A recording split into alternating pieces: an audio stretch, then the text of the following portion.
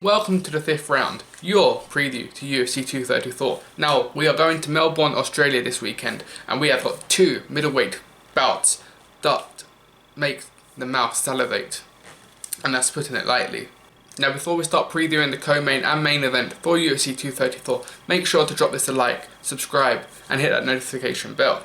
Now, making his return to the octagon is Anderson Silva, UFC legend and former middleweight champion. He's coming in with a record of 34 wins and 8 losses and 1 no contest. He is currently ranked 15th in the middleweight division. His last victory came against Derek Brunson in 2017 after a unanimous decision after 3 rounds of fighting. Now, he has recently come back from suspension in November after having a year suspension from USADA after testing positive for contaminated supplements. This was found to be given through a supplement a pharmacy had given him and supplied him, and that the banned substances wasn't on the ingredients list for the supplement that he was taking, so he had his suspension reduced and only got a year suspension. Now that has been cleared since November, and this is where we get a fight between Israel Adesanya versus Anderson Silva.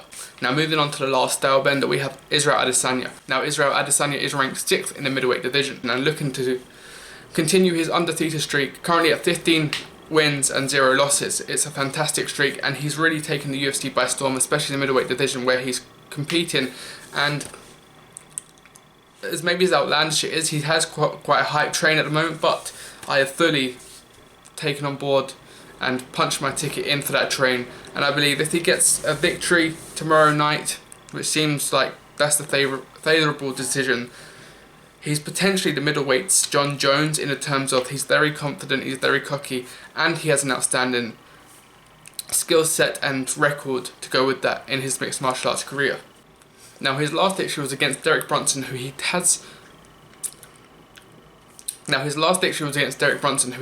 TKO'd inside round 1 at UFC 230.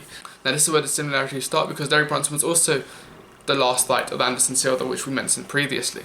Now for me, Israel Adesanya does come into this the favourite. He's a younger guy, he's the hot prospect at the moment for the UFC, the next potential star. He's covering both the Australian or Oceania, coming from Auckland, New Zealand market, he's covering the American market, and he's also covering the African American market. So he covers all 3 bases, and he's almost like, I'm sort of comparing it like John Jones is the devil on your shoulder and Israel Adesanya seems to be almost the angel on your shoulder. He says the right things, he seems to hold himself in the right manner, and I really do believe that if he wins this Saturday, that he is the next John Jones, and potentially maybe better than John Jones. Let me know what you think about that. It's very, very bold to say that, but if he wins against Anderson Silva, a legend, albeit coming towards the end of his career and not fought in 2 years, I believe that Israel Adesanya, the last stylebender, could be one of the best in the UFC. Now this fight has also been confirmed as a #1 contendership match for the later match and the main event, which is Kelvin Gastelum versus Whittaker for the middleweight championship. So yes, moving on to the main event, we have got Kelvin Gastelum versus Whittaker. Now both of these competitors were recently on the most recent Ultimate Fighter series, where this bout was then curated by Dana White. Now Kelvin Gastelum is actually ranked 4th in the middleweight division. Now Kelvin Gastelum does have a record of 16 wins and 3 losses, and has recently fought both Bisping and Jacare Souza, 2 middleweight sort of legends and heroics inside the division, getting wins, a TKO victory in round 1 against Bisping, and a decision against Jacare Souza, who was recently beaten Chris Weidman, was then touted for the title post what happens this fight, but since then the Anderson Silva and Adesanya card or fight got announced, and then given the #1 contendership sort of title for that fight. Now the champion Whittaker, in his hometown, or his home country, Australia should I say, being from Sydney and this card being in Melbourne, he is coming to this as the middleweight champion in what is technically his first title defence. He did fight Yoel Romero, who did miss weight for the 2nd time in a rematch after the interim title was up for grabs, where Whittaker did get the victory over Yoel Romero the 1st time. But they did have a rematch, and this was going to be for the undisputed championship after Bisping got defeated by Georges St. Pierre, who then relinquished the title. Now, he did miss weight. Now, Romero did miss weight, and therefore the title fight was sort of nulled, and it became a 5-round main event. which Whittaker did win, and both got injuries. This was in June in 2018, and this is the first time we're going to see Whittaker fight since. He does hold a record of 21 wins and 4 losses, and again, I've sort of warmed to Robert Whittaker, especially watching the Embedded series, watching the press conference, which I've just seen now. It was very interesting actually to touch on the Adesanya and Anderson Silva moment that they had, where they pretty much both teared up, which is something I've never seen before in the UFC, especially on weigh-in before fight night between two competitors who very much have respect for each other.